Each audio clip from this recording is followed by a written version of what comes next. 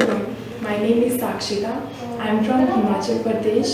I am pursuing my BTech from Eternal University, Badusai in Electrical and Electronics Communication.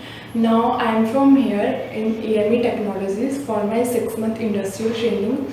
I have worked so many modules like Raspberry Pi, Node MCU, Arduino, and my guide was Manish sir.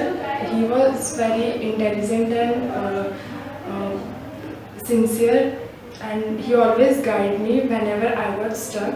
My project was on Google Assistant with Raspberry Pi, and